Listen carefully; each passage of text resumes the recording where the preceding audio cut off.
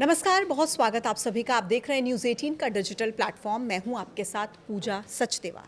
लेकर आई हूं आज आपके लिए एक ऐसा पॉडकास्ट, एक ऐसी शख्सियत के साथ जिनकी सलाह आपकी ज़िंदगी में सीधे तौर पर काम आने वाली है।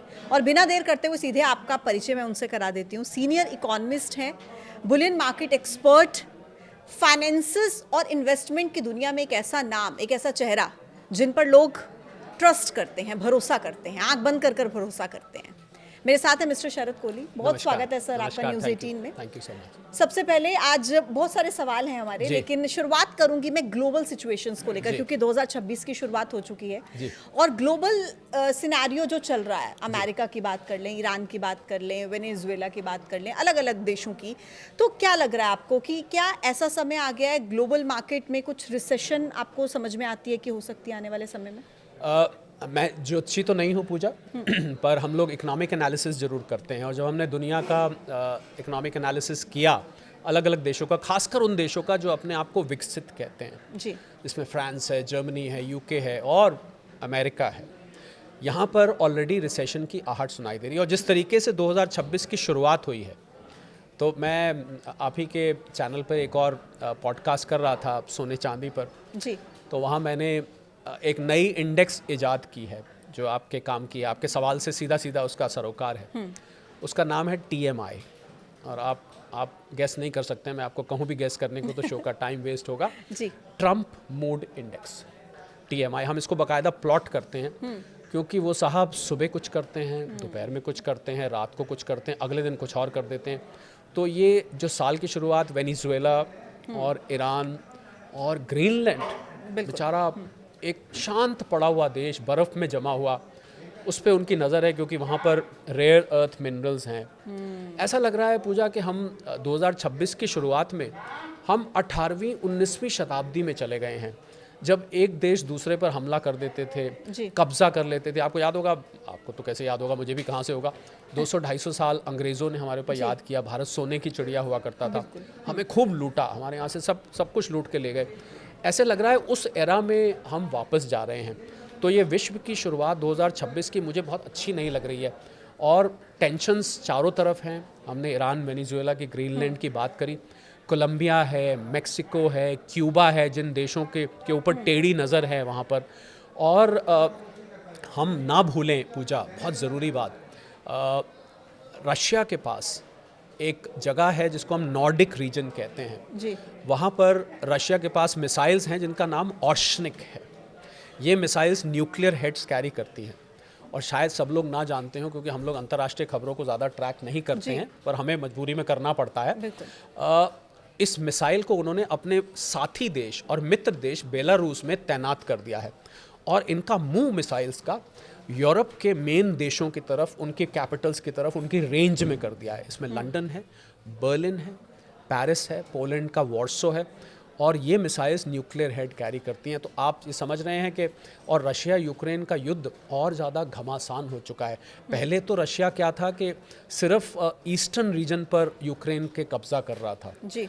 अब रशिया ने कीव और पोलैंड के पास जो नेटो का बॉर्डर है वहाँ पर हमले शुरू कर दिए हैं। तो सिचुएशन यहाँ से बहुत बिगड़ती जा रही है और हम तो देखिए यही प्रार्थना करेंगे कि सब ना हो, क्योंकि अगर यहाँ से आगे बिगड़ती है। और दो शब्द मैं जिसको लेके चिंतित हूँ और शायद आपका भी सवाल इसी से संबंध रखता होगा, दो शब्द ऐसे हैं जो अब पहले से कहीं ज़्यादा इस्तेमाल किए जा रहे हैं।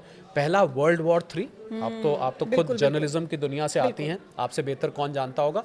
दूसरा न्यूक्लियर। ये शब्द पहले दोनों, अंग्रेजी में एक शब्द होता है टैबू, कि ये शब्द पहले लेना बहुत बहुत खतरनाक माना जाता था। अब तो इन शब्दों को लेने में ऐसा लगता है कोई हिचकिचाहट ही नहीं होती है। विश्व युद्ध 3 हर दूसरे दिन कहीं ना कहीं सुनने को मिलता है। अच्छा सर, एक सवाल मेरा आप ही की बातों से आया कि जब विकसित देश, जो अपने आप को विकसित देश मानते हैं, उन देशों में जब इस तरीके के हालात होते हैं तो विकासशील देश उससे अछूते नहीं रह सकते, उन पर निश्चित तौर पर असर होता है। हम अगर इंडिया के संदर्भ में बात करें, भारत के संदर्भ में, आपको क्या लगता है कि भारत पर इसका कितना असर हो रहा है? कम होगा तो सही। एक अंग्रेजी में शब्द होता है पूजा, उसको हम कहते हैं एंटवाइंड। एंटवाइंड का मतलब होता है अब एक दूसरे से कितने गुथे हुए हैं। तो पूरी भारत तो नारा देता है वसुदेव कुटुंबकम, तो भारत तो पूरे दुनिया को एक परिवार मानता है। तो तो ऐसा तो हो नहीं सकता कि परिवार का एक व्यक्ति सफ़र कर रहा हो और दूसरा व्यक्ति बल्ले बल्ले कर रहा हो कि हम तो बहुत खुश हैं, ऐसा तो हो नहीं सकता है। जी। तो अगर विश्व प्रभावित होता है तो भारत कुछ हद तक प्रभावित होगा।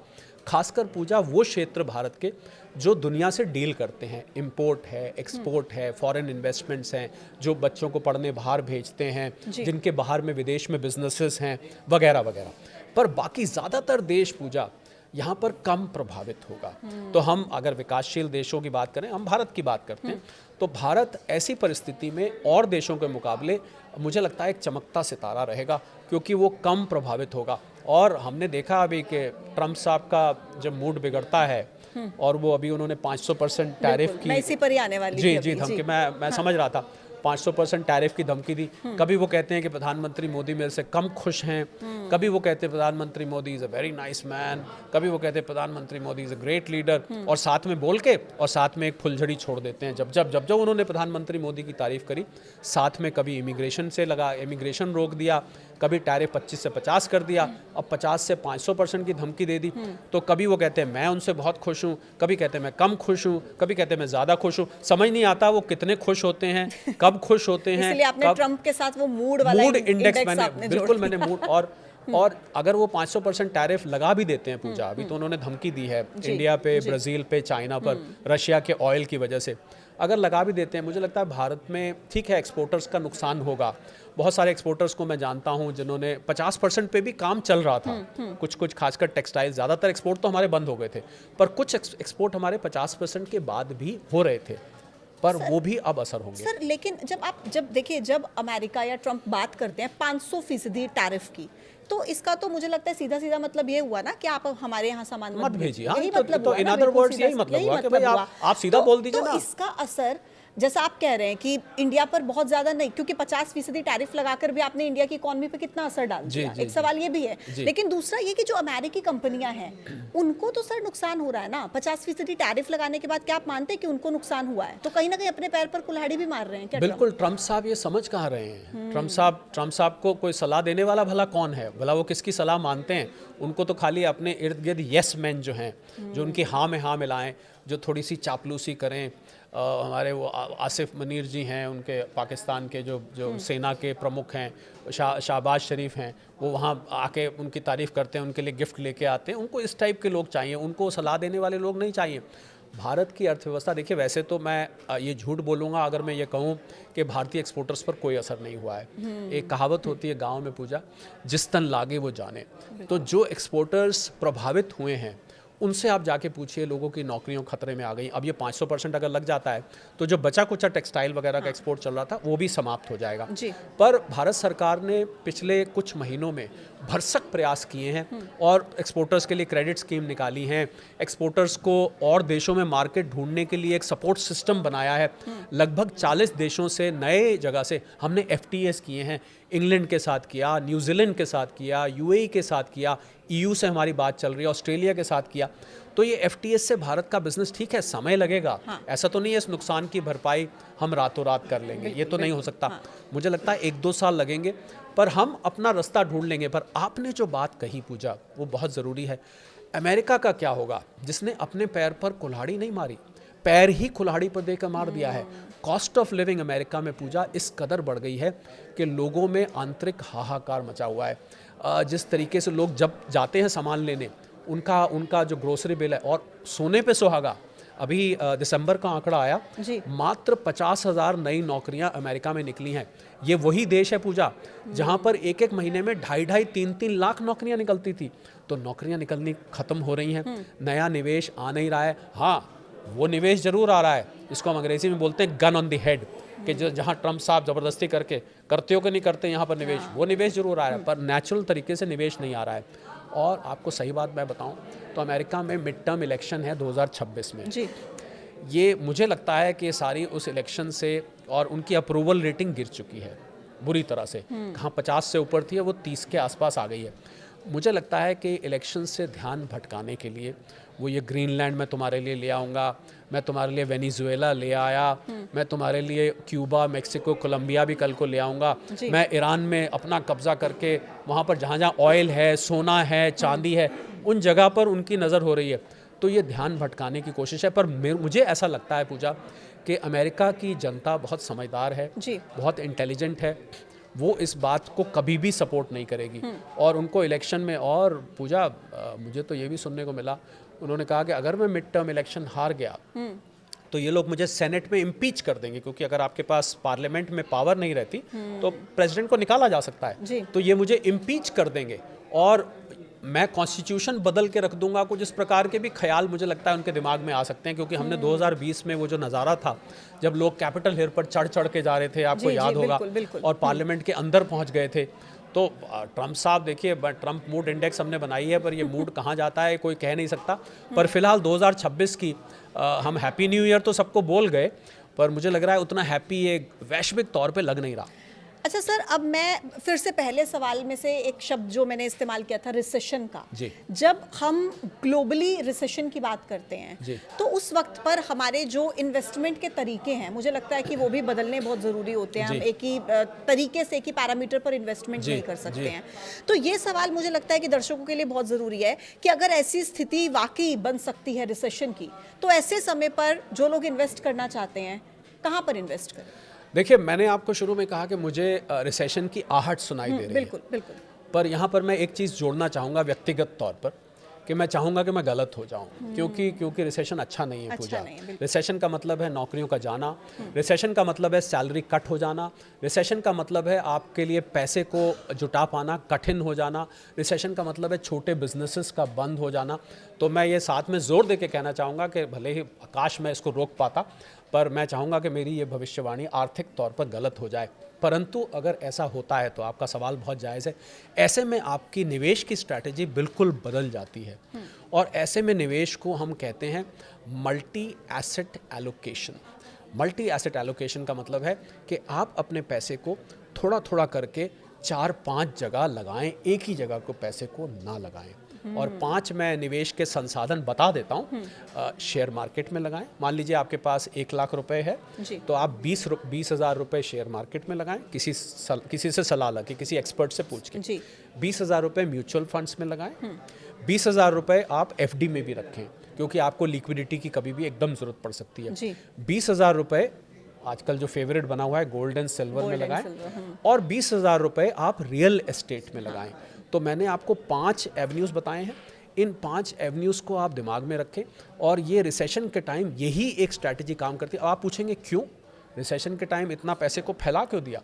क्योंकि अगर रिसेशन के टाइम कोई भी सेक्टर प्रभावित होता है तो कम से कम बाकी के 4 सेक्टर्स उसको संभालने के लिए बैठे हैं। 2 प्रभावित होते हैं तब भी 3 बैठे हैं, तो आपका किसी एक सेक्टर में पैसा डूबता भी है तो कम से कम बाकी सेक्टर्स आपको संभाले रखेंगे और आपके पैसे पे एक एवरेज रिटर्न दे देंगे। भाव में आकर निवेश नहीं करना चाहिए, इमोशनल इन्वेस्टमेंट नहीं करनी चाहिए, किसी के कहा सुने में आके नहीं करनी चाहिए। हम लोग इन्वेस्टमेंट की दुनिया में पूछा, एक कहावत मैं बोलता हूँ कि if you want your money to work for you, अगर आप चाहते हैं आपका पैसा आपके लिए काम करे, then you have to work for your money first. आपको अपने पैसे के लिए काम करना चाहिए, बहुत सोच समझ के निवेश करना चाहिए। किसी के बहकाए में आके कोई सोशल मीडिया पे कुछ देख लिया, किसी ने कहा देखो भाई 15 दिन में पैसा डबल हो जाएगा, इन सब चीज़ों से बच के रहना चाहिए। और बहुत ही चाहे 1-2 महीने लग जाएं, पर सोच समझ के और फैला के अगर रिसेशन आता है तो। पर मैं फिर कहूँगा काश ये ना आए। शरद सर, आप तो बहुत लंबे समय से इन्वेस्टमेंट की दुनिया से जुड़े हुए हैं, लोगों को सलाह देते हैं, आप बहुत सारे लोगों से मिले होंगे। आपको क्या लोगों से मिलकर क्या समझ में आता है कि भारत में खास तौर पर लोग इन्वेस्टमेंट पे फोकस कितना करते हैं, या कम है फोकस, बढ़ाना चाहिए? बहुत कम फोकस है। और आजकल की जनरेशन का बहुत, बल्कि मैं तो ये कहूँगा पूजा के फाइनेंशियल लिटरेसी हमारे देश में कम है। जो वित्तीय मामलों में जो जानकारी होती है, और आपको हैरानी होगी कॉमर्स के भी जो स्टूडेंट्स हैं जी वो भी, ऐसा कहा जाता है यहाँ पर पैसा कमाना आसान है, संभालना मुश्किल है। लोगों को पैसे की संभाल यहाँ पर नहीं आती। मैं किसी की आलोचना नहीं कर रहा हूँ, आप मानेंगे नहीं, मैंने लोगों के अकाउंट में लाखों रुपए सेविंग्स अकाउंट में पड़े देखे, और सेविंग्स अकाउंट तो आपको मात्र 2.5-3% रिटर्न देता है। कितने आप पैसे की, अगर आपने 10 लाख रुपए, अब चलिए मैं बता, अगर आपने 10 लाख रुपए सेविंग्स अकाउंट में 1 साल के लिए छोड़ दिए तो आपने अपना कम से कम 25-30-50 हज़ार रुपए का नुकसान कर लिया, अनजाने में कर लिया। इसी पैसे को अगर आप FD में ही लगा देते, या आप किसी म्यूचुअल फंड में लगाते, आप सोने चांदी में लगा देते तो चांदी हो जाती, पर ऐसे करते तो आप, तो मुझे लगता है कि इन्वेस्टमेंट के बारे में जानकारी बहुत कम है। और आप खून पसीने की कमाई, आप इतनी मेहनत से पैसा कमाते हैं, तो उस पैसे को संभाल के रखना, उस पैसे को सोच समझ के निवेश करना आपकी जिम्मेदारी बन जाती है। वरना पूजा, मैं तो ये कहूँगा आप भी कामकाजी महिला हैं, फिर इतनी मेहनत किस लिए? अगर जो पैसे के लिए है ना, तो अगर उस पैसे को हम सोच समझ के नहीं कर रहे हैं तो फिर मुझे लगता है ये मेहनत आधी तो आपने बेकार कर दी। आपने अपने खर्चे तो कर लिए, पर उस खर्चे के बाद जो आपको बचा और उसको आपने निवेश किया, वो तो आपने लापरवाही से कर दिया। किसी पार्टी में गए, किसी ने कहा, वहाँ उसके कहने से निवेश कर दिया, किसी दोस्त ने कहा, उसके कहने से निवेश कर दिया, किसी से सुबह सैर करते कोई मिला, उससे निवेश कर दिया। ऐसा नहीं करना चाहिए। आजकल आपके पास इतने संसाधन उपलब्ध हैं निवेश के, आर्टिफिशियल इंटेलिजेंस है, गूगल है, आप पूरा रिसर्च करिए, लोगों से बात करिए, विजिट करिए, थोड़ा लेग वर्क करिए और थोड़ा सा कंप्यूटर पे काम करिए, तब उसके बाद आपको निवेश करना चाहिए। वैसे तो सर आप गोल्ड सिल्वर को लेकर एक सेशन कर चुके हैं मेरी सहयोगी के साथ, लेकिन एक छोटा सा सवाल जो मेरे मन में है, जब गोल्ड में इन्वेस्ट करने का हम सोचते हैं, खासतौर पर महिलाएं जब सोचती हैं तो ज्वेलरी में इन्वेस्ट कर देती हैं हमने देखा। आपके हिसाब से गोल्ड में इन्वेस्ट करने का सबसे सही तरीका क्या है? आजकल तो लोग डिजिटल गोल्ड में भी इन्वेस्ट करते हैं, या जो बिस्किट्स हैं वो खरीदने चाहिए, क्या आपके हिसाब से बेहतर तरीका है? देखिए, अगर आपके पास रखने की जगह है, सेफ जगह है, और लॉकर को मैं सेफ पूरी तरह से नहीं मानता हूँ मैं, क्योंकि लॉकर में आपका जो सुरक्षित है सामान, वो केवल आपके लॉकर रेंट से 100 गुना सुरक्षित है। यानी कि अगर आपका लॉकर रेंट 2000 रुपये है, तो मात्र 2 लाख रुपए तक का सामान उसमें बैंक गारंटी लेगा। उससे ऊपर अगर कल को कुछ लॉकर में हो जाता है तो कोई जिम्मेदारी बैंक की नहीं बनती है। तो इसलिए अगर आपके पास रखने की जगह है सुरक्षित, तो आप फिजिकल लीजिए। पर ऐसा होता नहीं है। आजकल के ज़माने में फिजिकल गोल्ड रख के लोगों की रातों की नींद चली जाएगी अगर आपने थोड़ा गोल्ड रख लिया। तो ETF, एक्सचेंज ट्रेडेड फंड्स, इस समय सबसे सुरक्षित तरीका है। केवल और केवल दिसंबर के महीने में भारत में 11,000 करोड़ रुपए के ETF में गोल्ड के लोगों ने निवेश किया है, केवल दिसंबर के महीने में। इससे, और नवंबर में ये फिगर 4,000 करोड़ से भी कम थी। इससे पता लग रहा है कि लोगों का ETF में कितना भरोसा बढ़ रहा है। डिजिटल गोल्ड की आपने बात करी, डिजिटल गोल्ड को सेबी ने वार्निंग दी है कि इसमें ये रेगुलेटेड नहीं है, हमारी कोई गारंटी नहीं है। कल को आपका नुकसान हो जाता है, कुछ प्लेटफॉर्म चला रहे हैं, हमारे पास मत आइएगा कि साहब देखिए मेरा तो पैसा उन्होंने वापस नहीं कर रहे, मेरा पैसा लुट गया, मेरा गोल्ड कहाँ है। तो डिजिटल गोल्ड को मैं रेकमेंड नहीं करता। मैं ETF को रेकमेंड करता हूँ, फिजिकल को रेकमेंड करता हूँ। ज्वेलरी की जहाँ तक बात है, ज्वेलरी निवेश के लिए नहीं है, ज्वेलरी एक सजावट की चीज़ है। लो कैरेटेज लेके आप पहन सकते हैं, पर ज्वेलरी में मेकिंग चार्जेस कट जाते हैं, ज्वेलरी में इम्प्योरिटीज़ कट जाती हैं। तो दो ही संसाधन रह गए, या तो ETF या फिर फिजिकल गोल्ड। जी ठीक, चलिए सर, हम यही उम्मीद करते हैं कि 2026 को लेकर आपने वॉर्न भी किया है, नहीं, समझाया भी लोगों नहीं, को। मैं पूजा आपको टोकूंगा यहाँ पे। मैंने जरूर कहा है कि आर्ट आ रही है, पर साथ में मैंने ये भी जोड़ा है कि मैं चाहता हूँ कि ऐसा ना हो। मैं वही आगे वही बोलने वाली थी सर, कि आपने साथ में एक उम्मीद भी दी है। मैं वही बोलने वाली थी, एक साथ में उम्मीद भी आपने दी है कि आप खुद चाहते हैं कि ऐसा ना हो, क्योंकि रिसेशन किसी भी देश के लिए किसी भी तरीके से अच्छा नहीं हो सकता। लेकिन इसी के साथ ही आपने बहुत अच्छी सलाह हमारे दर्शकों को दी इन्वेस्टमेंट की। हर बार की तरह आप दर्शकों को अच्छी सलाह देते हैं। सर, आपका बहुत बहुत शुक्रिया हमारे साथ कनेक्ट होने के लिए। बहुत बहुत धन्यवाद। देखते रहिए News 18।